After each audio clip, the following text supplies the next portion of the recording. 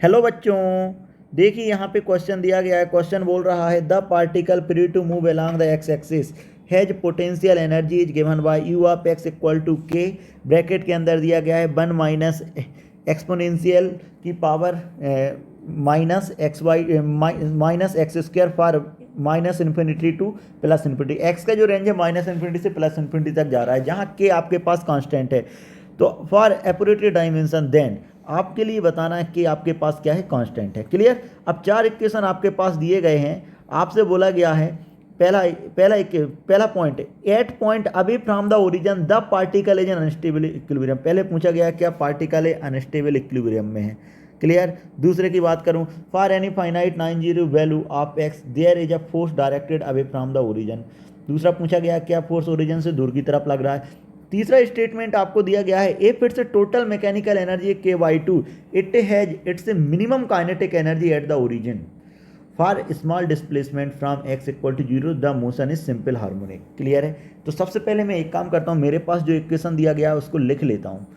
ठीक है। मेरे पास जो इक्वेशन दिया गया है वो इक्वेशन है मेरे पास u of x equal to k times of 1 minus exponential का पावर माइनस एक्स, जहाँ पे x का वैल्यू कहाँ से कहाँ तक वेरी कर रहा है, माइनस इन्फिनिटी से प्लस इन्फिनिटी तक जा रहा है। अब देखिए, अब हम मैथमेटिक्स के स्टूडेंट होते हैं, हमको पता होता है एक्सपोनेंशियल माइनस एक्स स्क्वायर का एक सीरीज चलता है, उस सीरीज का वैल्यू होता है 1 minus x square plus x to the power 4/2 factorial. ये कहाँ तक चलता है, इन्फिनिटी तक जाता है। क्लियर है। अगर मैं बात करता हूँ फॉर स्मॉल एक्स, अगर मेरे पास x का वैल्यू क्या है, बहुत छोटा, x का वैल्यू क्या है, बहुत छोटा, तो मैं लिख सकता हूँ एक्सपोनेंशियल का जो पावर माइनस एक्स स्क्वायर होगा उसको डायरेक्टली लिख सकता हूँ किसके बराबर है, 1 माइनस एक्स स्क्वायर के बराबर है। बाकी टर्म को मैंने क्या कर दिया, निगलेक्ट कर दिया। क्लियर है। अब देखिए, अब मैं ये तो मैंने निकाल लिया e to the power minus x square का वैल्यू। अब यहाँ पे अगर मैं वैल्यू रखता हूँ इक्वेशन 1, इसको मैं पहले नाम दे देता हूँ। जैसे ही मैं यहाँ पे वैल्यू रखता हूँ तो मेरे पास निकल के आ गया यू एक्स इक्वल टू, देखिए यहाँ पे k की जगह k रख देता हूँ 1, यहाँ पे वैल्यू रखता हूँ तो -1 माइनस एक्स स्क्वायर।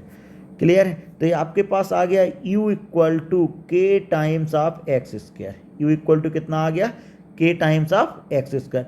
अब हम जानते हैं vector f equal to minus of d u by d x, relation in force and potential energy, vector f equal to -2kx। अब देखिए मेरे पास इक्वेशन निकल के आ गया vector f equal to -2kS।